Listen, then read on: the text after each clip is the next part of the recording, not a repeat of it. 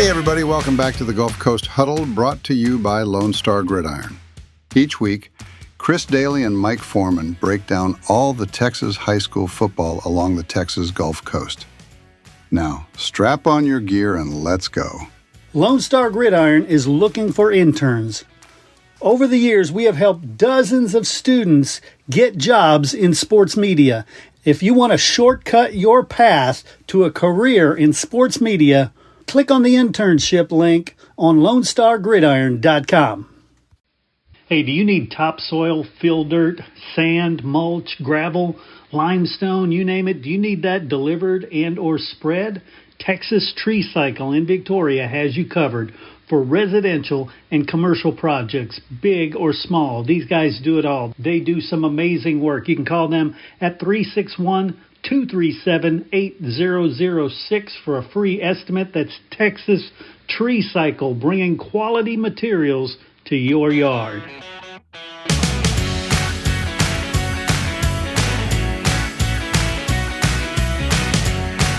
All right, everybody join me in welcoming Mike Foreman to the show. How you doing, Mike? Doing okay, Chris. How are you? I'm doing great. I am a little frenzied because I've been so busy with the University of Texas Athletics golf tournament that I was a big part of this week. So that has me all frazzled. So I'm going to be leaning on you heavily on this one. Well, that's okay. We can go with that. So, first impulse, what stood out to you this week, or just tell me who won, who lost? Well, the game I covered was Edna at Refugio. Mm-hmm. Refugio won that a little more handily than I would have thought, actually. Yeah. I was really impressed with quarterback Ray Lewis. He just was outstanding. Had over 100 yards rushing, 3 touchdowns, returned a punt for touchdowns, and had double digit in tackles. So, guy does everything. And when I saw that score, I too was surprised by the margin. Wow. And I thought, okay, maybe Refugio is for real, like a lot of people are saying this year. Yeah, they're for real. And Edna's got, of course, the quarterback is. Yeah. And they also, I'll say this, it was a very physical game, and there were some injuries on both sides. So, in fact, after the game, Jamie Dixon from Edna told me, he was really glad he had a bye this week. Yeah. So they need to get some people healthy. Yeah, so because they open district next week with Orange Grove. And Orange Grove is 3-0. And they're playing really well. Yeah, and I don't know how good the teams that they've beaten are, but the fact that they've won and they've won handily, tells me they must be playing pretty well. Right. That's going to be a big game for Edna. Also, West is now 3-0, which really isn't a surprise to me. They're playing Beeville this week, so they have a really good chance to be 4-0 going into district. Yeah, Beeville's sitting at 0-3, although they've played some pretty good teams. Beeville actually won last week. Oh, they did? No, yeah. I was thinking of Alice, sorry. Yeah, Beeville's 1-2 now. But, yeah, they played a couple of good teams, but I don't know. I just feel like West should be able to handle them. But and then you flip the coin, and East, poor East is 0-3. I mean, they got hammered by Gregory Portland. Now, that being said, we both know that Gregory Portland is very good this year. So, but still, I was a little surprised. I think it was like 36-0, and that score surprised me. And East has to turn around and open district against Seguin this week. So they have to get things turned around pretty quickly. Yeah. Because this is one of those games, I wouldn't call it a must-win, but it's an important game because, when you're sitting there looking, you got to play Smithson Valley. and you got to play Piper. Those are two teams that are going to be extremely hard to beat. So, that makes all those other games really important. Yeah, no doubt.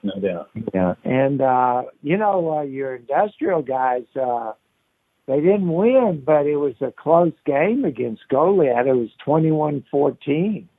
I kind of thought Goliad would do a little better, but, I'm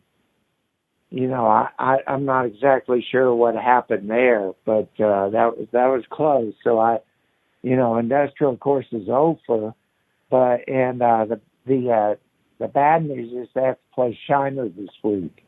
So they've got a challenging non-district schedule, to say the least. Yeah, definitely. Yeah, and so one other note,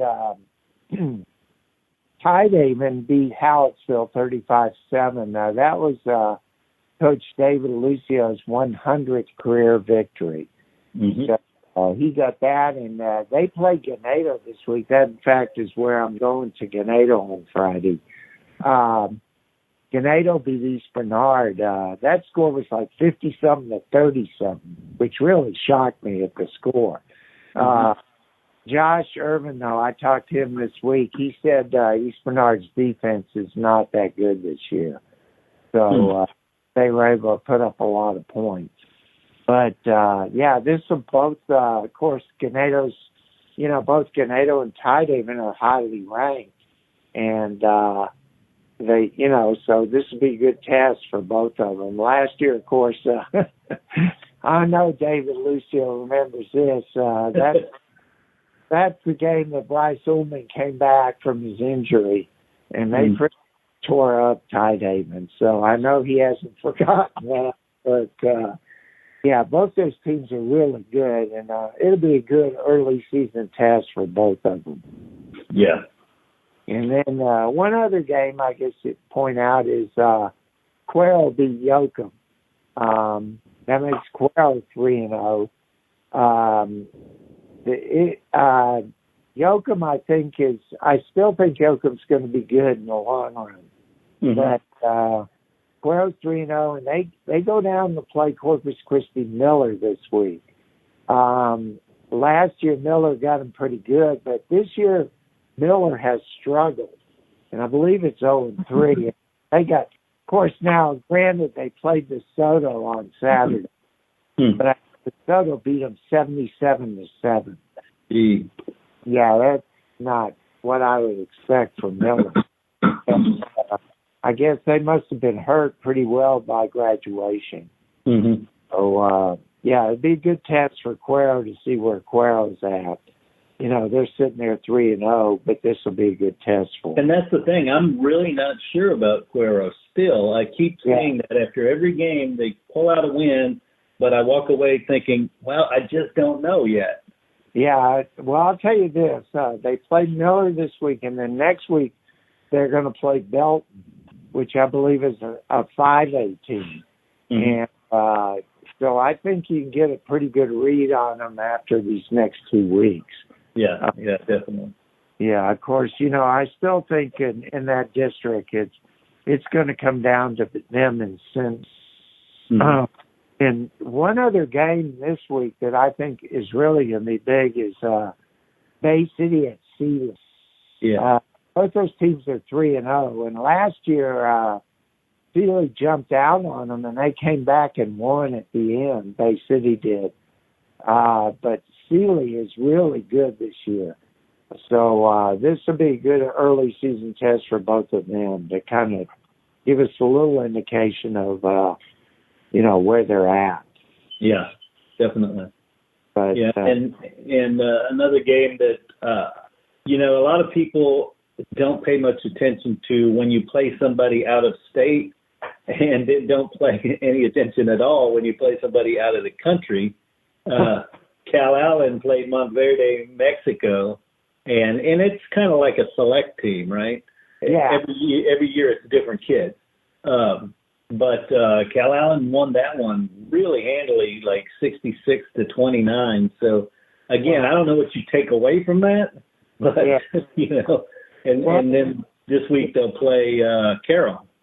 Well, and Carroll got beat by Brownsville St. Joseph. Yeah.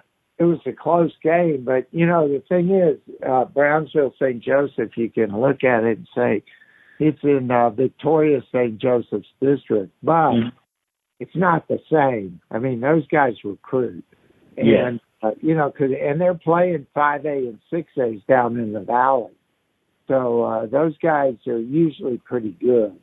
Yeah. And, I think, like you said, I think Cal Allen's going to be good. I mean, I always have a lot of faith in Charlie Reed, but it's just, they played Gregory Portland, and GP is really, really good this year. Yes. Well, I mean, that's I believe that's Cal Allen's only loss, isn't it? It is. Yes, yeah, it is. So, I mean, that's no real shame, But, and as far as let's find out about somebody, we have Bloomington 3-0 going to Van Vleck. Nice. Yeah. So, Van Vleck, I believe, is 0-3. But they played some good teams. They played Ganado, and they played the Woodlands Christian, which is a team that beat Bernard. So, I mean, this will be, I think we'll get a little better read on Bloomington this week as well. Yeah, definitely. And I can't imagine an 0-3 Van Vleck team. They've always seemed like a good team.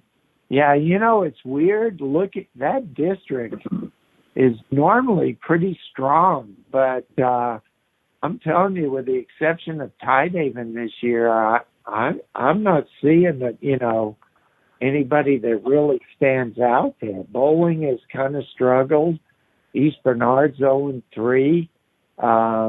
The team that may surprise people, I think, in that district is Brazos. They're 3-0 right now. And, of course, you don't know who they played. Right. But the thing about Brazos is I have a friend of mine that referees who refereed, I believe it was their scrimmage. And he told me their quarterback is pretty good. So if you got a good quarterback and they have a new coach, I believe he came from Meadville. If you have a good coach, that can make a big difference. And speaking of Meadville plays El Campo this week. And I was going to ask you about El Campo. I think we've talked about them before, how they're looking pretty decent. What is your take on them? I just really don't know what to make of them. I mean, they just annihilated Fort Bend Dulles. Yeah. And they've been winning pretty handily. Now, Meadville's a good team. I think we'll get a better read on them this week. I still think, if you were to press me on this, I would say El Campo, Bay City, and Lavernia are going to be the top three teams in that district, just depending on what order it comes out. Right. Yeah, definitely. I think I agree. And you're right. The feeling I get is El Campo's a notch better than last year. Lavernia is a notch lower than they were last year. Bay City seems to be right where they were, so we'll see. Well, I'm the thing about Bay City is they're pretty young. Yeah. When I saw them at state 7-on-7, I thought to myself, they're going to be a good team before all is said and done. It's just going to be, how fast they get that experience and they get used to playing with each other. But once they do, Bay City's going to be trouble. So, I don't know how fast. Obviously, Coach Jones up there, Robert Jones, has done a great job getting those kids to play together. Right. And, we were both pretty shocked when we saw the Edna score. Yeah. So, Edna's, that's something to watch, I think. I mean, with what happened after, the coaching change and all that, I'm really curious. Like you had said you saw the Industrial game, and you saw they made some mistakes in that game, and against Refugio, they kind of did. I mean, they started the sophomore at quarterback, And at the very end, they brought in the freshman. But I'll tell you what, that running back Robertson, that'd be Maverick Robertson. He's a load. Yeah. He had like 100-some yards against Refugio, and they had trouble tackling him. And he's not slow either. But so they've got, and I don't know if he's a sophomore or junior, but he's going to be a good one. I think, but to me, the key for Edna is getting healthy. And hopefully this week off will help them do that. Definitely. And as they go further in the season, anytime you have a new coach there, there's a lot of times some new terminology or maybe some new routes and stuff. So they just need more time to get the reps. Yeah, I think you're right. I think that's it. And, it is like you said, it's a new system. I mean, it may be similar to what they ran, but it's still new terminology and all that. So, I mean, man, they're a physical team, but, Refugio stood right up to them.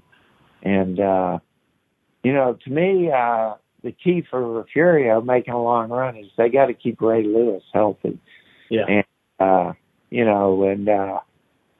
I just don't know in the region, to tell you the truth. Weimer's kind of the mystery team. 3-0 right now. I was kind of asking Josh Irvin about them. He said they've got some running backs or something that transferred in from Houston area. And they're pretty good. They're still running the slot T like they did last year. So they're running the same system. We'll have to see. Yeah, it's definitely going to be interesting, because the through line on all of these stories is we just have to wait and see on all these teams because we're not quite sure they are who we think they are. But I think the next couple of weeks, especially as teams go into district, we're gonna figure a lot out really soon. Yeah, I agree. I mean, like I said, this Victoria East opens district. Pretty much everybody else, or at least some of the teams, will be going into district next week. Yeah. So you get a better read on them at that point. So it's going to be. But like I said, I'm really looking forward to Tidehaven and Ganado. I think that should be a good matchup. I mean, both those teams are well coached. They're both really good, and Ganado, being as it is, we've talked about this. They're still inexperienced. I mean, they have a lot of young guys up front. And that would be, to me, the one advantage that Tidehaven has. Yeah. They're up front where they're more experienced than that. But, I never doubted Josh Irvin team. Right. And as I say, before we close this thing up, I do want to mention the Ganado book is officially finished now. Right. It's available for pre-order for the next few days, and then after that, you'll be able to just purchase it off of Amazon. But we will have them available at the Ganado Homecoming. Myself and Clint Hensley will be there and signing books, stuff like that. Yeah, well, I'm looking forward to seeing Clint this weekend, and I was going to say, it should be a really good one, and I mean, I remember I had the old joke about there's only three certainties in life: debts, taxes, and David Lucio's game plan. I love it. And, because he usually comes up with a pretty good one. Yeah, he should make you his PR man. Yeah, I'll tell you, I'm ready to go on the road with him, man. I love it. All right, Chris. Well, you have a good weekend. All right, you too, Mike.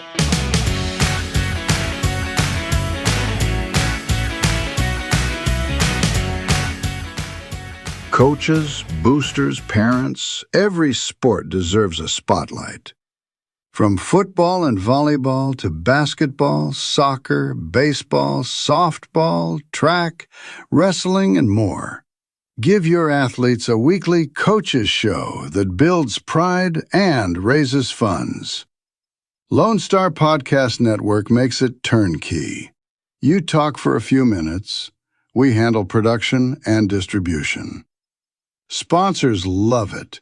Families share it. And your program benefits. Get the free information kit at lonestarpodcast.com/coaches. That's lonestarpodcast.com/coaches. Your team, your sport, your show.